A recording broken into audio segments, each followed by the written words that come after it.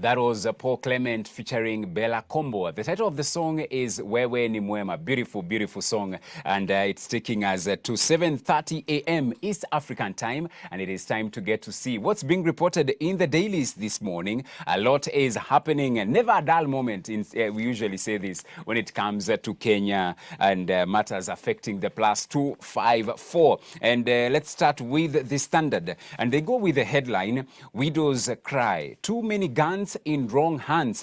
Laxity. Widow sues the state for failing to regulate guns, claiming her husband, a nurse, would still be alive if the government tightened gun control rules in the country. Now, the latest victim of a shooting is Monica Kivuti, a magistrate at the Makadara Law Courts, killed by an angry husband of Arimandi. It's a story you can read on page 8 and 9. Sad, sad story. And we have two names there. Faustin Mwadilo, shot by a psychiatry patient, and Monica Kavuti, who was killed by angry OCS. And they have a figure here, 550. Now, this is the number of people who have been killed due to misuse of firearms, with 4,000 cases of misuse reported, according to a victim's widow.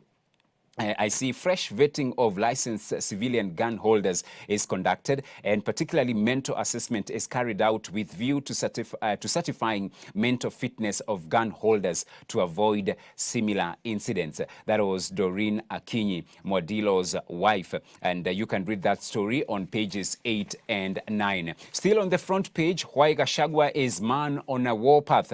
Trouble in paradise.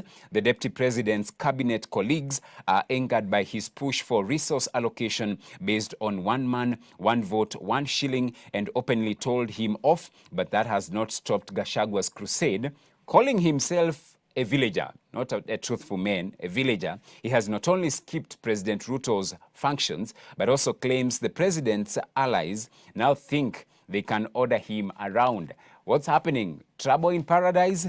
Read that story on page 7. I also see on the front page, Kenyans' planned protests over controversial finance bill. Kenyans have been asked to come out in large numbers to stage a sitting outside Parliament and be on the right side of history. The conveners yesterday demanded that the finance bill be amended, a 16% VAT tax on bread, a 2.5% motor vehicle circulation tax, and others have made it unpopular. It is a story you can read on page 4 and get to see what is happening. Westgate hero dies, leaving behind legacy that is disputed. It's a story you can read on page 3. Lelei, Westgate attack hero leaves behind controversial legacy. All right. I also see on page 2, Council of Governor boss fitted, and this is Council of Governors chairperson Anne Waiguru in a jovial mood after she won the Political Trailblazer Award of the Year during the East Africa Women of Excellence Awards organized by Hope Media together with BH Media. On the right is Public Service and Gender CS Aisha Jumwa.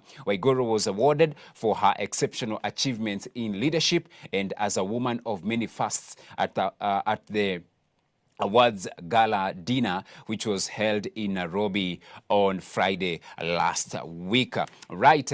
Then there is DPP orders arrest of PS Dubat's relatives for assaulting house girl. Right.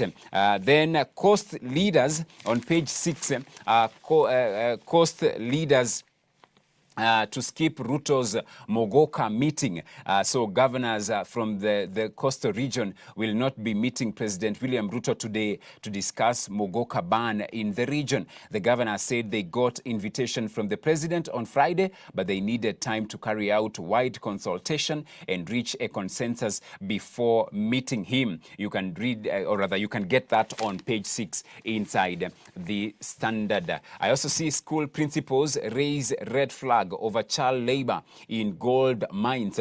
With promises of quick money, children are enticed to abandon their education in favor of working long hours under hazardous conditions. For many families struggling with poverty, the extra income, however small, seems like a lifeline. Read that story on page 10. Back page of the Standard, this is the sports page, and we have Junior Starlets, the pride of Kenyan football. And Kenya joins joins Nigeria and Zambia as Africa's representatives at World Cup.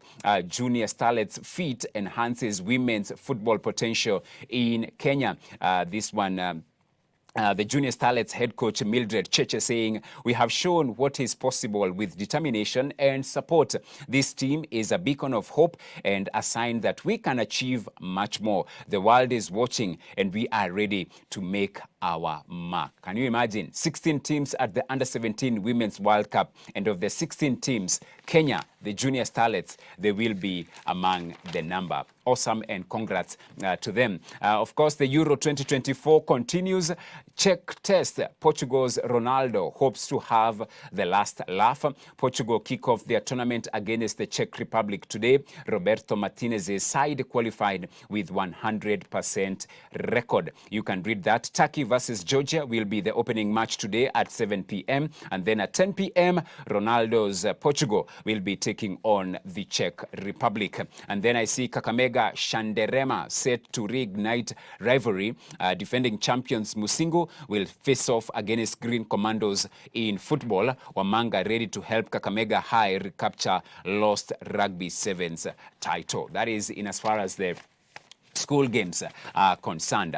All right, we shift to the Daily Nation, and for them the headline is "All Eyes on MPs over New Taxes." D-Day, after the National Assembly's Finance and National Planning Committee last evening heeded Kenyans' calls and recommended the removal of some punitive tax proposals from the Finance Bill 2024. Focus will now be on the House today as the bill is tabled for a second reading. But even as the team presents its report, MPs will still have to vote for the changes to take effect. Will they listen to the people? Is their MP listening? That is the question they are asking. And you can read that on pages 4, 5, and 6. Now, they have the recommendations. Bread, the committee maintained bread on the list of zero-rated commodities. Motor vehicle tax, House team has recommended that the proposed tax be deleted. Eco-levy, MPs want the levy to be applied only on imports. Excise duty on crude, edible and refined oils, MPs want duty reduced to 5%. VAT on financial transactions, team struck out the proposal. That is on VAT on financial transactions, and import declaration fee to be retained at current rate of 2.5%. All right, that is what is being covered there. Kenya Kwanza and Azimio have called parliamentary group meetings today to rally their troops. Then I see defiant coast governors say no to Ruto on Mogoka ban.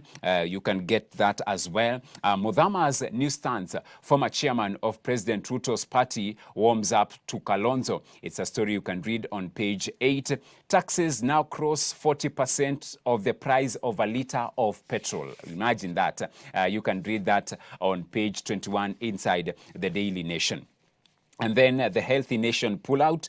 We once had a daughter. In her teenage years, when other girls her age were figuring out their lives and how and her own was just taking off, Michelle McKenna was diagnosed with lupus, a rare chronic disease. After 3 months in ICU, she lost the battle. Inside, her parents share her memories. You can read that on the Healthy Nation pullout. All right, the back page, crisis as licenses for overseas studies agencies set to expire. Out of the 86 legally recognized agencies, only 39 have valid licenses which expire tomorrow. You can read that. Prospective students will be unable to verify their universities. I also see ministry eyes increasing disease testing capacity through fiber optic tech. That you can read on the back page. Sports page, hard work begins for Junior Starlets after cup qualification. Team's success shows FKF is keen to develop youth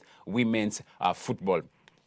Praises for Bellingham, but checks worry about Ronaldo. That is in as far as the Euro 2024 is concerned.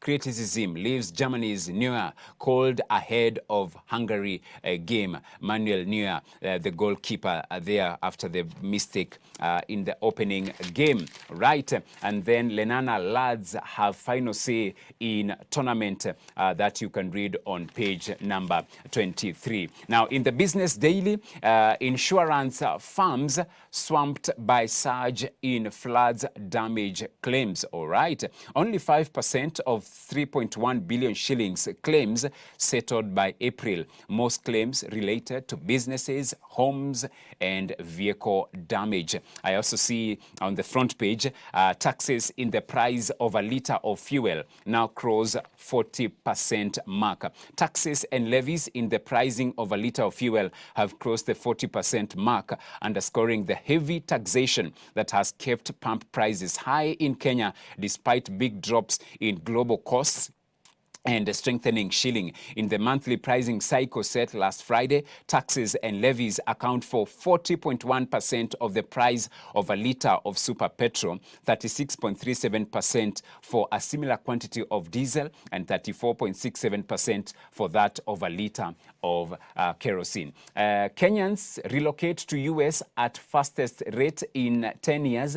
Now, the number of Kenyans relocating to the US grew at the fastest pace in a decade in 2022, signaling demand for skilled and semi-skilled labor in the world's largest economy. And Family Bank gets nod to form unit for acquisition, and Treasury cuts foreign commercial loans target by 41%. So the Treasury has cut its target for external commercial loans in the next financial year by 41%, or 118.1 billion shillings. Right. And finally, Taifa Leo wanaripoti yapi? Wanasema mswada presha ya panda licha ya pingamizi. Rais Ruto aitisha kikao cha wabunge wa Kenya Kwanza kuwataka wapitishe mswada tata. Kiazi moto bunge linapopokea ripoti ya kamati ya fedha na mipango. Upinzani, makundi ya kijamii, viongozi wa dini na majukwaa mitandaoni yataka wabunge wasipitishe mswada wa fedha. Ni ukurasa wa pili gazeti hilo la Taifa Leo. Pia naona gavana ataka Ruto akanye wendani wake. Kahiga asema ni rais pekee atakomesha mashambulio dhidi ya Gachagua. Ni ukurasa wa tatu. Unaweza pata taarifa ile katika ukurasa wa tatu, na kuhusiana na taarifa ile mengi ambayo yanaripotiwa. And that's what's being reported in the various dailies. Whatever is happening, people, let's pray for our nation. We cannot give up on our nation. We said we don't have a substitute. We don't have an alternative. This is our nation. And when the nation of Kenya prospers, we all prosper. When the nation is hurting, we will also hurt. So even as we are preparing for the maandamanos slated for today, and it's actually the civic duty of those who will be attending. You and I, as Kenyans, we have that civic duty, you know. And so even as they are expressing their right, let us do it in a very sober way, in a very amicable way, without hurting anyone, without ruining any person's business. Let us be sober. Let us also be peace-loving as we are exercising our constitutional, right of protesting, because it's entrenched in the Constitution. So as we are doing so, let us do it within the parameters of the Constitution. Let's continue as believers to pray for the well-being of our nation, Kenya. Right, 15 to the top of the hour, 8 a.m. Time for the video of the day.